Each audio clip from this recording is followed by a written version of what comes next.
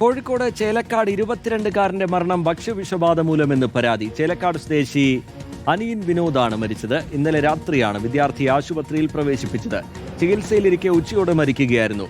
ബന്ധുവിന്റെ പരാതിയിൽ നാദാപുരം പോലീസ് കേസെടുത്ത് അന്വേഷണം തുടങ്ങി. ഷഹദ് റഹ്മാൻ വിവരങ്ങളുമായി ചേരുന്നുണ്ട്. ഷഹദ്, വിവരങ്ങൾ ഷഹദ്.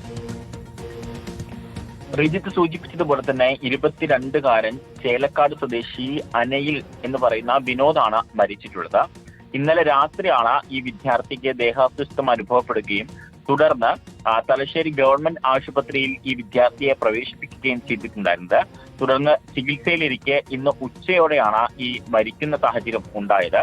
ഇപ്പോൾ ബന്ധുവിന്റെ പരാതി എന്താണെന്ന് വെച്ചാൽ, അതായത് ഈ ഭക്ഷ്യവിഷബാധയാണ് ഈ മരണത്തിന് കാരണം എന്ന പരാതിയാണ് പ്രധാനമായിട്ടും ഇവർ ഉന്നയിക്കുന്നത്. കാരണം ഈ വിദ്യാർത്ഥിക്ക് ഛർദി, അതുപോലെ തന്നെ വയറിളക്കം, വയറുവേദന തുടങ്ങിയ അസ്വസ്ഥതകളാണ് പ്രധാനമായിട്ടും പ്രകടിപ്പിച്ചിട്ടുണ്ടായിരുന്നത്. ഇതിനെ തുടർന്നാണ് ആശുപത്രിയിൽ പ്രവേശിപ്പിക്കുകയും ചെയ്തത്. എന്നാൽ ഉച്ചയോടുകൂടി മരണം സംഭവിക്കുകയായിരുന്നു. ഈ മൃതദേഹം ഇപ്പോൾ തലശ്ശേരി ഗവൺമെന്റ് ആശുപത്രി മോർച്ചറിയിൽ സൂക്ഷിച്ചിരിക്കുകയാണ്. നാളെയായിരിക്കും പോസ്റ്റ്മോർട്ടം നടപടികൾ നടക്കുക.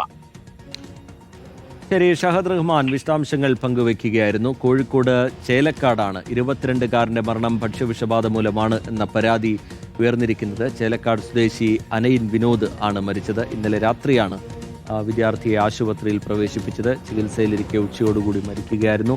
ബന്ധുവിന്റെ പരാതിയിൽ നാദാപുരം പോലീസ് കേസെടുത്ത് അന്വേഷണം ആരംഭിച്ചു.